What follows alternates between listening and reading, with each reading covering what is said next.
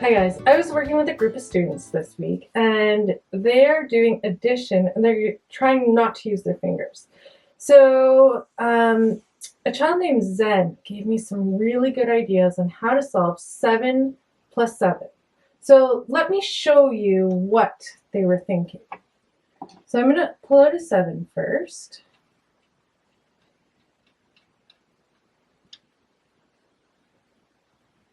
All right, so there's one 7. And I'm going to pull out another 7.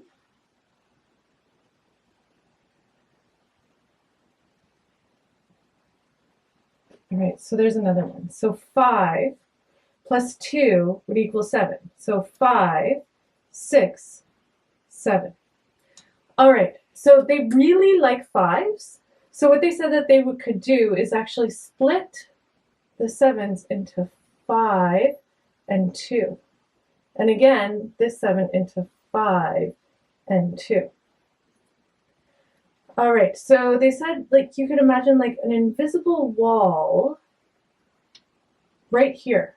And the same thing with this 7, like a little invisible wall right here. Then they said it was pretty easy for them because they took the 5s and put them together and they said, look, that's 10. And then they said 10 plus 2 would give them 11, 12. And then 12 plus another 2 would give them 13, 14. So they said, look, 7 plus 7 equals 14.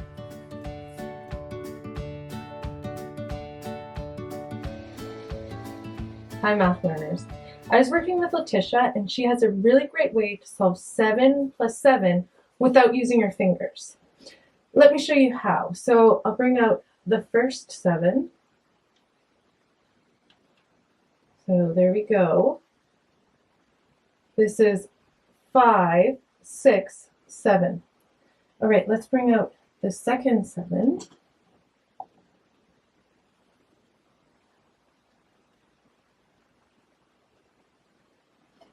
All right, so this is 5, 6, 7.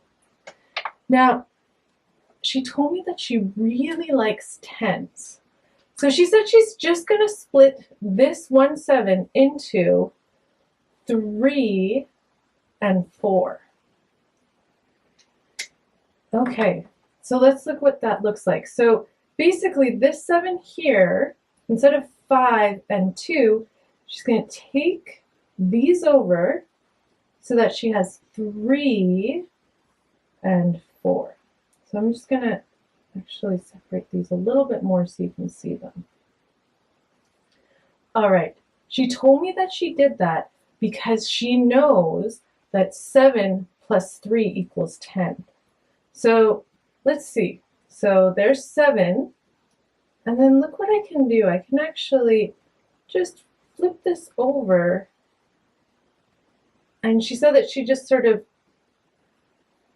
slapped it on or stuck it to that 2. So look, she's got 10. And then she said it's easy because 7 plus 3 is 10, and she knows 10 plus 4 is just 14. All right, so 7 plus 7 equals 14. Great job.